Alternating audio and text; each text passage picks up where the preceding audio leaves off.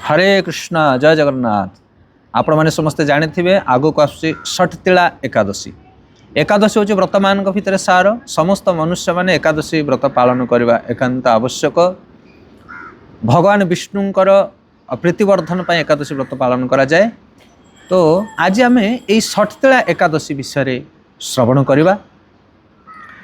भगवान कृष्ण को युधिष्ठिर महाराज प्रश्न पचारुछंती, हे भगवान जगन्नाथ आपण दयाकोरी मते यही षठतिला एकादशी विषय किसी कहतु। षठतिला एकादशी हूँ आमर माघ मासर कृष्ण पक्षर एकादशी। वैष्णव मत अनुसार प्रत्येक मासरे दुईटी एकादशी हुए, कृष्ण पक्ष और शुक्ल पक्ष। तो यही जो चलती माघ मास, ए माघ मासर कृष्ण पक्ष एकादशी रो ना कौन, तार विधान कौन, ताकू पालन करने द्वारा कौन लाभ मिले, ता विषय युधिष्ठिर महाराज प्रश्न पचार। एवं भगवान कृष्ण उत्तर जिते प्रदान कर से कहते कि थरे महामुनि पलस्य मुनि को बालभ्य ऋषि प्रश्न पचारि एकादशी विषय। आउ तार उत्तर रे महामुनि पलस्य अति सुंदर भाव में उपदेश प्रदान कर ये जो एकादशी, ये एकादशी ना हूँ षठतिला एकादशी। षट माने छ, तिल माने राशि। ये एकादशी रे राशि को 6 प्रकार भाग में विभक्त करी तार उपासना, तार निवेदन, तार आराधना करा जाए। से यही एकादशी ना हूँ षठतिला एकादशी। तो कई भली भाव में यही 6 प्रकार राशि को व्यवहार करा जिवो ता विषय आम प्रथम शुणिमा विधान और तापर शुणिमा यार लाभ। तो एथिरे मुनिश्रेष्ठ कहउछंती कि तिल को कई भली भाव में आम 6 प्रकार उपासना करवा, तिल को व्यवहार करवा, जार नाम हूँ षठतिला एकादशी। कहते प्रथमे तिल बा राशि द्वारा स्नान करवा, बा आम जो स्नान करुचे जो जल से जल किसी तिल को अर्पण करी से तिल मिश्रित जल स्नान करेंगे। द्वितीय नियम हूँ पेशा होइथिबा तेल गात्र बा शरीर में लेपन करेंगे। ये जो तिल बा राशि तेल को आम शरीर में मर्दन करी शरीर में लगे स्नान करवा दरकार, द्वितीय नियम। तृतीय नियम हूँ राशि द्वारा होम करा जिवो। ए राशि को नहीं आम जो होम प्रस्तुत करवा, होम तैयारी करवा, सेतबेले ए तिल को व्यवहार करा जाए। तृतीय नियम होम। एवं चतुर्थ नियम हूँ पितामाता को तिल बा राशियुक्त जल प्रदान करवा, तिलांजलि जाऊ कहा जाए। तो यही एकादशी दिन आम जल अर्पण करिपरिबा पितृपुरुष मानू एवं से तिल मिश्रित करी। तापरे तिल बा राशि दान करा जाय परिवो। जमिति ब्राह्मण वैष्णव मानू गोटे पात्र रे पूर्ण करी आमे तिल मध्य प्रदान करि परिबा। आउ शेषरे कहउचंती भोजन बा तिल राशियुक्त हो पारिबो, बा आमे तिल रे बा राशि रे तैयारी विभिन्न प्रकार खाद्य वस्तु भगवान को भोग लगे से दिन आमे भोजन करि परिबा। तो ये भली भाव में ये 6 प्रकार आमे कौन करवा ना षठतिला एकादशी रे तिल बा राशि द्वारा आमे ए कार्य व्यवहार करवा। प्रथम नियम थिला कौन, किछि जल रे राशि पके आमे स्नान करवा। द्वितीय नियम राशि तेल को मर्दन कर शरीर में स्नान करवा। तृतीय नियम राशि द्वारा होम करवा। चतुर्थ नियम पितामाता को जल तिलांजलि दान करवा। एवं चतुर्थ नियम राशि को प्रदान करवा बा अन्य मान को दान करवा राशि।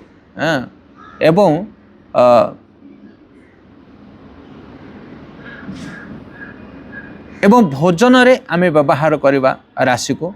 यही भली भाव में ये 6टी नियम पालन करी आमे षठतिला एकादशी को ग्रहण कर पारिबा।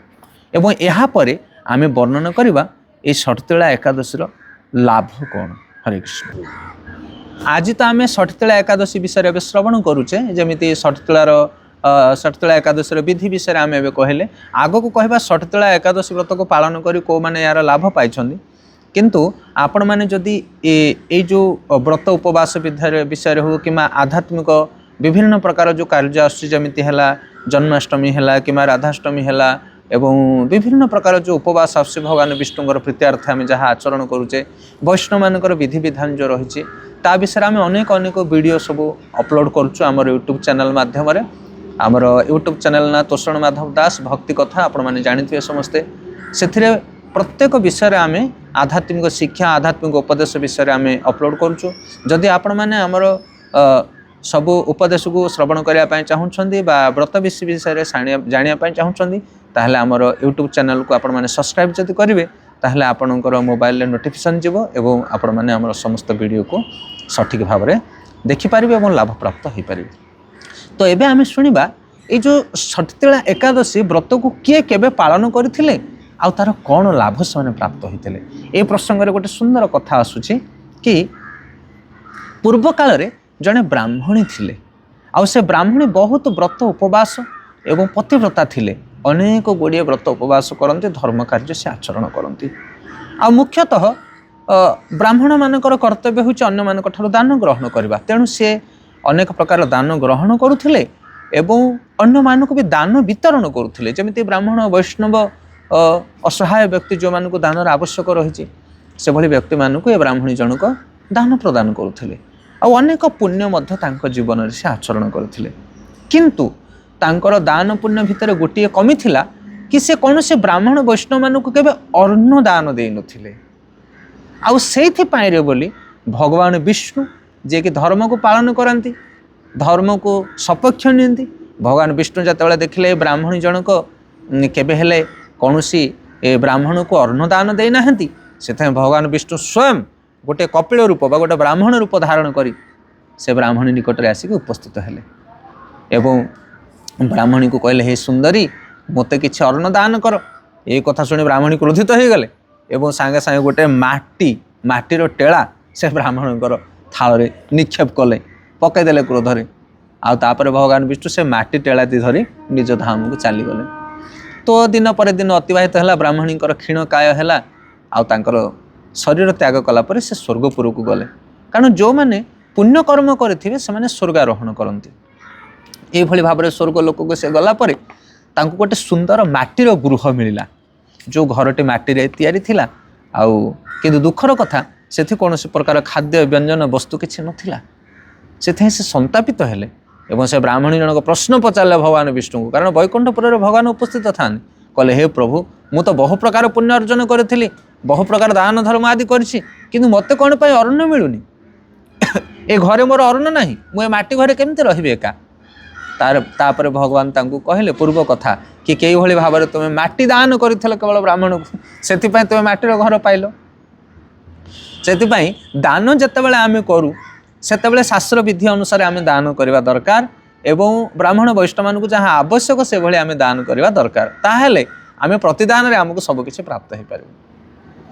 ତାପରେ ଭଗବାନ ବିଷ୍ଣୁଙ୍କ ପାଖରେ ସେ ବ୍ରାହ୍ମଣୀ ଜଣକ ନିବେଦନ କଲେ କି କ'ଣ ପୁଣ୍ୟ କରିବା ଦ୍ୱାରା ମୁଁ ଆଉ ସବୁ ଜିନିଷ ପ୍ରାପ୍ତ ହୋଇପାରିବି।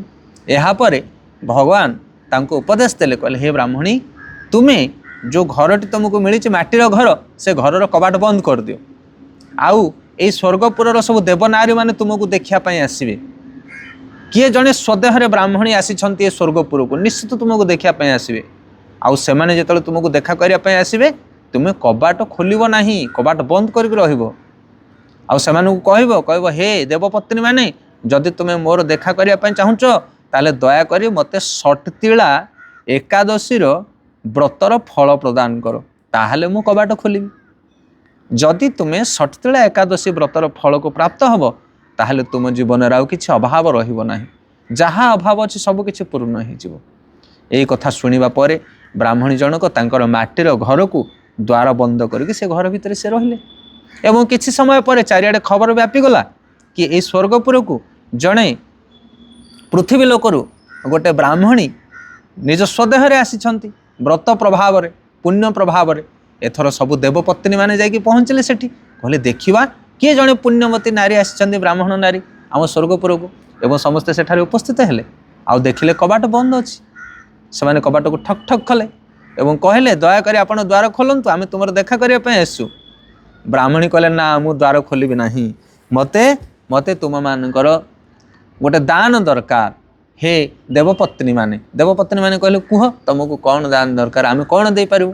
ଏଥର ବ୍ରାହ୍ମଣୀ କହିଲେ, ମୋତେ ଷଟତିଳା ଏକାଦଶୀ ବ୍ରତର ଫଳ ପ୍ରଦାନ କର ତୁମେମାନେ, ତାହେଲେ ମୁଁ ଦ୍ୱାରକୁ ଖୋଲିବି।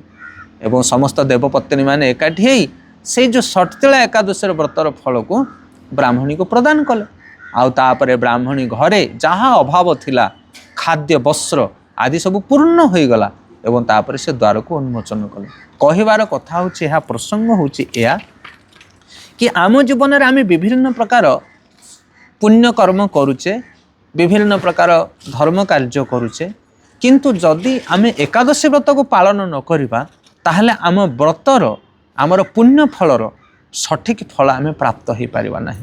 ब्राह्मणी मध्य ता जीवन में अनेक गुड़िया व्रत करिथिला किंतु तथापि ता जीवन में अभाव अवशोष रहीगला जेतेबेले से षटतिला एकादशी व्रतर फल को प्राप्त है आतेबले से गंभीरता पूर्वक तार समस्त द्रव्य को से प्राप्त हो पारा। हरे कृष्ण। तो बर्तमान आपण मैंने आज शुणिले षटतिला एकादशी विधि आ महिमा विषय रे आग को आम नहीं आसुति सुंदर वीडियो आपण मानक पई। अनेक लोक ओडिशा रे भाबंती ये एकादशी व्रत किए पालन करने दरकार कहीं पालन करने दरकार विधवा माने पालन करने दरकार कि सधा माने पालन करने दरकार विभिन्न प्रकार प्रश्न एकादशी विषय। तो आग वीडियो आपण माने प्राप्त हेबे प्रकृत रे एकादशी को माने करने दरकार एकादशी आविर्भाव केमिति हेले कौन पाए एकादशी व्रत आविर्भाव होते ता विषय पूरा संपूर्ण ज्ञान एकादशी विषय समस्त प्रश्नर उत्तर को नहीं आमे बहुत सुंदर वीडियो आपण मानक पई नहीं आसछु। से पर्यंत हरे कृष्ण धन्यवाद।